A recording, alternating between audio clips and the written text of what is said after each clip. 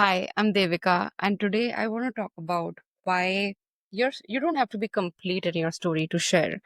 And I do recommend that if you're somewhere in between in your life, you're going through a liminal space in your life, you should absolutely share your story. Why, I'll tell you. There was this one night I was going through this entire spiral of financial worries, self doubt, and I felt everything was crashing around me, everything was changing around me. And that's more common than we admit, to be very honest. A lot of us go through that. And then that particular night, I actually opened YouTube and I typed stories of people who've been through financial crisis or entrepreneurial breakdown and have made it or have or are recovering from it. To my surprise, I saw that out of every 10 videos, there were just one or two videos that had authentic stories of people talking about their journey, their the challenges they have faced and how they've overcome, or any challenge they are going through and what they're doing to overcome it. Eight of the maximum, like the 80% of the stories or the videos in there were about how to shift your mindset. What are some strategies for wealth building, or 5 steps to hit six figures, or all of that. And in that moment, I didn't want any strategy. In that moment, I didn't want to shift my mindset. I didn't want to do even tapping. Sometimes when you're in deep in your worry, you don't want any of those things. You just want another human being and their story, their real life, the real lived experience they've lived. And I realized, oh my God, this is exactly why people need to share their stories more, especially if you're a leader who's building your personal brand, thought leadership brand online.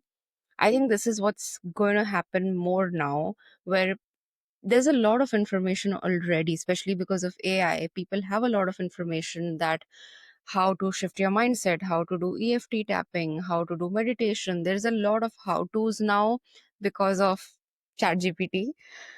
But but then I don't think anything can compete the human lived experience, something that you are living right now, something that you're going through right now. I'm pretty sure there are people out there who are also experiencing something similar, and they would love to listen to your story, to your leadership, which is something that I call life leadership, because life leadership is not something that you have all the answers. It's not something that you've figured everything out and you have solution to all the problems in the world. But life leadership is your perspective. Like, how are you viewing the challenges that you're going through in your life or have gone through in your life? I talk a lot about talking about both. I personally do branding and writing for entrepreneurs, and I encourage them to share not just the challenges they have overcome, but the challenges they are probably still going through and navigating it. How are they resolving it or navigating it? Because as a leader, it's not like you're sitting in your problems and doing nothing about it. Not even as a leader, as a smart human being, which I'm pretty sure all of you are who's watching this video, you're doing something to overcome your challenge.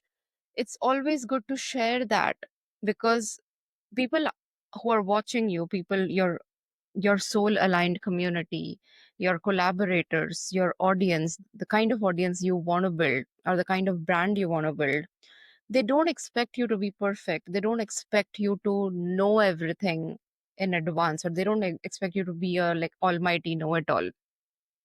They really want someone who shares authentically what they're going through and what they're doing, just like I did that night when I was going through my spiral. There was some things happening in my business and I was just so worried, like, oh my God, everything's crashing. And is there someone on the internet who's been through something that I'm going through and I can probably listen to their story? I do not want strategies. And that is something that gave me this huge realization, which I'm sharing today.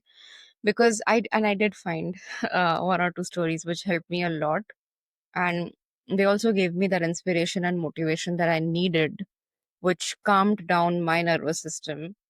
And because my nervous system was then calmed down and I was not in the fear spiraling mode, I could find a solution to the problem that I was in.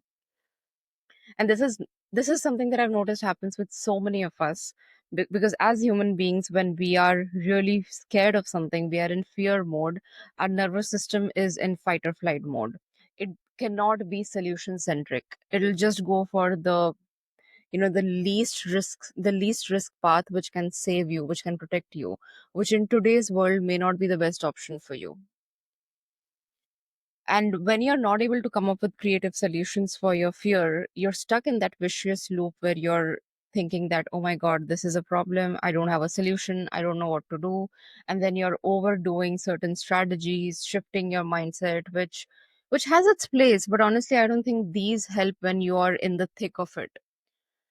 What really helps is listening to someone's lived experience, someone's story, which is why I talk a lot about memoir style brand building, memoir style thought leadership, because that is something where you talk about the challenges you have gone through, are going through, and how you're navigating it.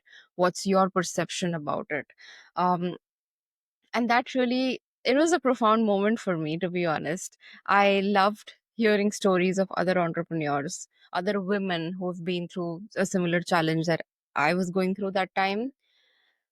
And this is what actually inspired me to create these videos and my YouTube channel. So if you are someone who's wanting to share, I'm pretty sure by now if you're watching this video, you're someone who's wanting to share your story, build your personal brand with authentic memoir style storytelling. But probably you're kind of worried that you don't want to be too vulnerable, you don't want to be too exposed, or I don't know what's the right word for it, but you don't want to just air your dirty laundry basically, but you still want to share some intimate or some challenges that you've faced in your life, so that others who may be going through similar challenges can draw inspiration and guidance from you. If you're someone like that, I want to tell you, you don't have to share everything. You don't have to share the parts of your story that you're probably still healing or you feel tender about. You don't have to share them.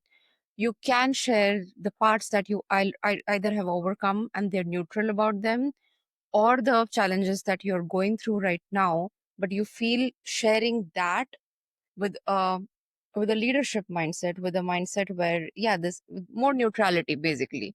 This is what's happening, this is the challenge, and this is what I'm doing. That's it.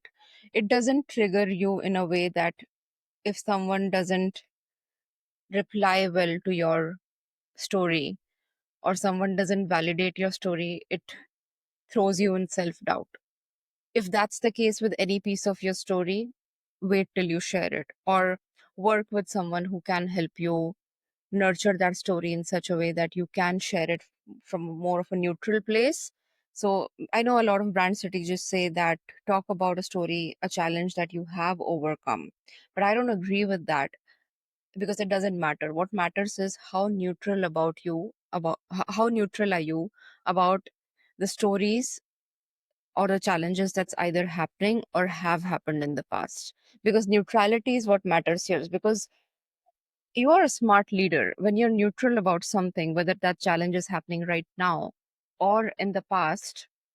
You're able to create a more universal perspective for your audience, which is what we need basically from these kind of stories. So I'll create a whole another video about this, like what are some ways you can still share your story without putting yourself too much out there, without feeling too exposed, or without feeling that, oh my God, will I feel triggered by sharing the story, but secretly you want to share because you know there is a lot of learnings in there that someone else can draw inspiration from, because you're a helper at the core of your being. So I'll have another video about it, which would be there in my description. But for now, if you are drawn towards sharing your story, I would say just do it for two things. Oops. First, one thing is, when you do share your story with your audience, it helps you heal a lot. It helps you get a lot of meaning and empowerment for something that you've been through, whether that's good, challenging, neutral, whatever you've been through. It helps you get a lot of power and healing just by sharing. Sharing has so much power in it.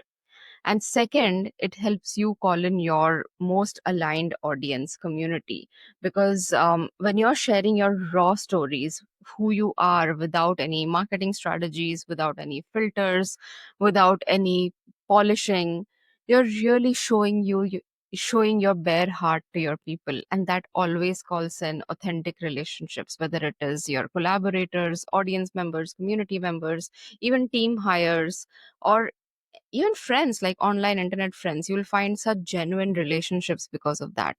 And if those two reasons are good enough for you, I absolutely recommend that share your stories. Don't wait for it to complete. Don't wait for you to be there, and just be imperfect and share. Just don't wait for anything.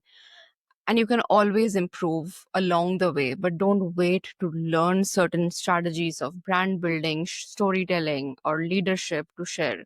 Start sharing and then reflect and refine on the way. So that's all I wanted to share today. If you have any questions, any comments that you want to leave, do let me know in the comments below.